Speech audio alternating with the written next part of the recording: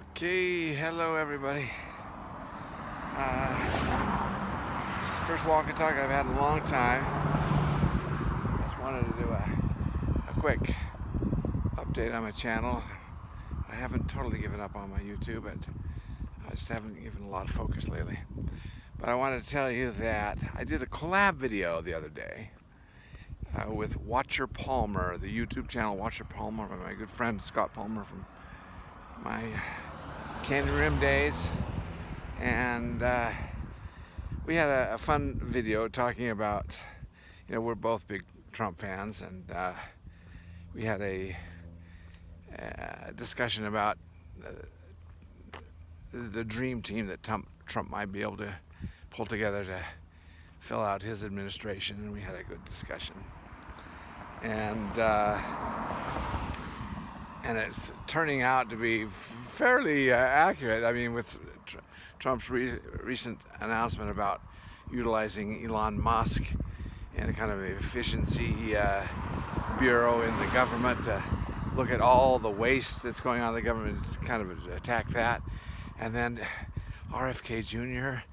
to kind of be the czar of making America healthy again, and also, I don't know exactly what Trump has in mind for him, but turn him loose on some of the three-letter agencies and reduce corruption. Oh my heavens, it thrills me to no end. And then in that discussion, in the comments, I take a little heat by suggesting that Trump might want to use Mitt Romney in his administration and extend a olive branch because he suffers from severe Trump derangement syndrome, and I said I think Mitt's a talented guy. I think he's a righteous guy. I don't know, but I think he's a righteous guy, and he just suffers from Trump derangement syndrome. But if Trump were to extend a position to someone like that, somewhere where his Trump derangement syndrome would not get in the way, something, put him in charge of something.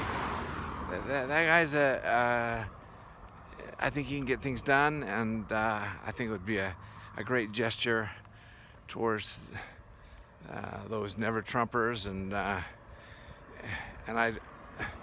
the subscribers on my friend's on Watcher Palmer's channel just really jumped all over me. What in the world are you thinking? I was enjoying this video until you mentioned that, and then I had to turn it off. I was like, wow. It's a rough crowd. I'm just spitballing here.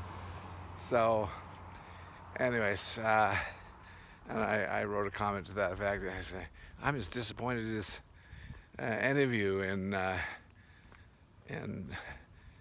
Mitt as a senator of Utah because of his Trump derangement syndrome, but I think fundamentally he's a good man. And anyways, I was just spitballing, and man, they jumped all over me. It's a tough, this YouTube business is a tough business. And then I posted a guitar jam that I had with my good old friend Nolan Howell. Our first time to get together in decades. He was kind of my inspiration when I was a kid. He lived right behind me. He was my good friend's older brother, and he had this nice Martin D28 guitar, and he turned me on to Crosby, Stills, Nash and Young, and finger picking, and got me excited about learning the guitar. And anyways, we had he was in town. He lives in another state now, but he was in town, and we got together, and I recorded it. I just, and since I've had a stroke and this and that, and then I posted the whole video, but also a couple of shorts from segments I kind of liked. I mean, there was nothing to write home about, but this one guy who jumps on my on that, he said, "This is terrible." I go, hey bro, I don't disagree, but cut me some slack. I've had a stroke and this, that, the other thing. So anyway, so a lot going on. Let me just show you what I'm looking at here. A smoggy day in Bountiful, Utah. I think it has to do with forest fires that are not too far away. I'm not sure. But anyways, so what else to talk about? Some YouTube channels. I just want to talk about some YouTube channels that I find inspiring. Of course, I love the Outdoor Boys and Luke Nichols. I find him very inspiring. And then a big fan of his is a young YouTuber from, I think he's from Minnesota. He's called Maverick, but he goes by the channel Mav, M-A-V, Mav. But he kind of, when I look at his editing techniques, and he's kind of an outdoor guy and kind of along the lines of Outdoor Boys. He goes to Japan and he rents a camper for his first time driving on the left side. Just some great videos. I just love the can-do attitude of this guy Maverick too, and I would suggest to check him out. Who else? I know there's others, but I don't want to make this video too long. Let's see. YouTube videos. I practically watch everything on YouTube, so my wife does have a Japanese channel. We subscribe to that for her, and she watches a lot of that and everything, but I don't want to watch a whole lot of television anymore, and a whole lot of movies, mostly. The Caitlin Clark craze. I just can't get enough of her basketball. I've never been interested in women's basketball until Caitlin Clark came along, and now I can't stop watching her games. And then I'm upset when they have a clickbait say, "Oh, Caitlin Clark and Indiana Fever," and then she's not even in the game. And I say, "Oh boy," I kind of turn it off. But I don't find it that interesting when she's not playing. And I've never been a real NBA fan. It's just like, oh wow. With the women, I guess part of it is it's not I haven't played basketball in years, but that was within reach. It's reasonable. It's like these moves, like I could almost attempt them. So, however, just last night we were at my daughter's house, and my son was showing me some guys. This one guy from Argentina in the NBA, and oh my heavens, I mean, it's like these guys are acrobats. I could see how people get hooked on the NBA. I don't have the patience to sit there and watch a whole game, but the full game highlights, I can do that. And even we watched a BYU football game, their second game of the season with SMU. I think they came out victorious. We watched the full game highlights, and it was kind of fun to watch some sports on the big TV with my sons-in-law at their house, and it was, it wasn't a whole game. It was, maybe a 10-minute clip, but I kind of enjoy that. Oh, and then let's see what else is going on. I guess Glenn Beck and Tucker Carlson were in town and doing a show, and my friend Scott Palmer was somehow involved through Cardio Miracle, and got to attend that, and I can't wait to hear about that. But anyways, a lot going on. This announcement about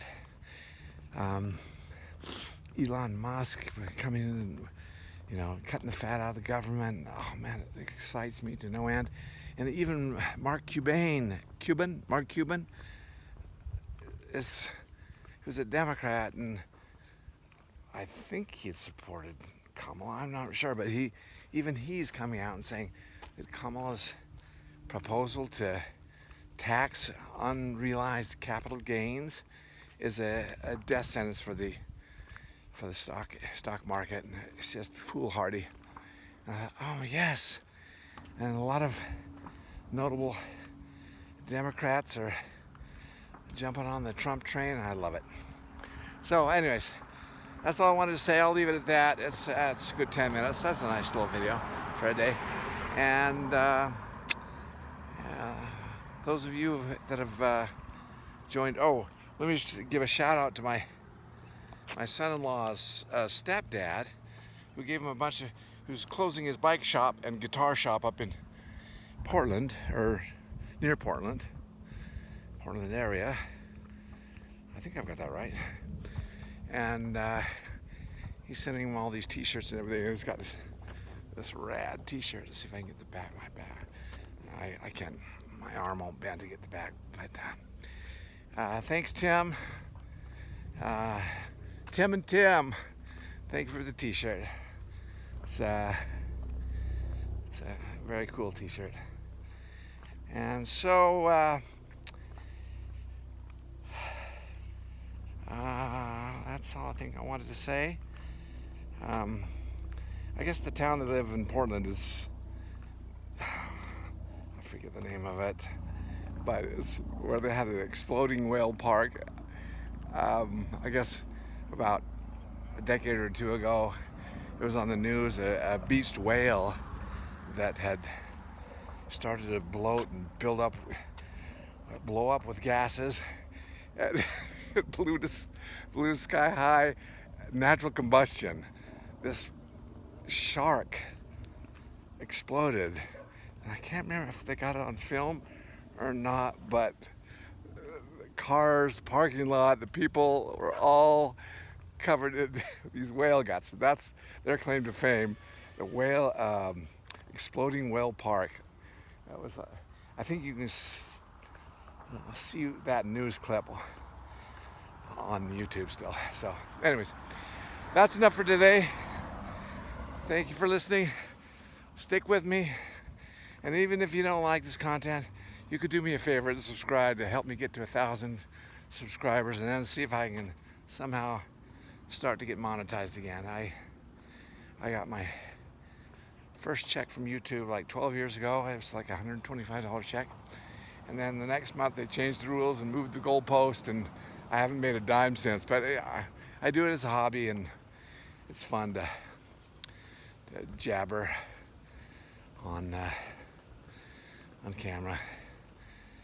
I'm at heart, I'm a ham, a clown. I was kind of the class clown for as long as I can remember. Probably wasn't very funny, but I was always joking around. But yeah, humor has played a very important part in my life. I see humor in everything. I mean, I go to a funeral, I see humor.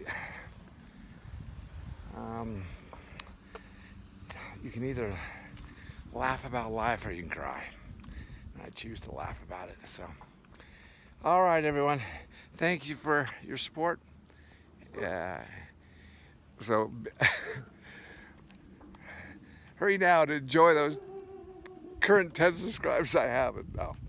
Anyways, thank you very much, and I'll sign off. I'll talk to you later. Bye-bye.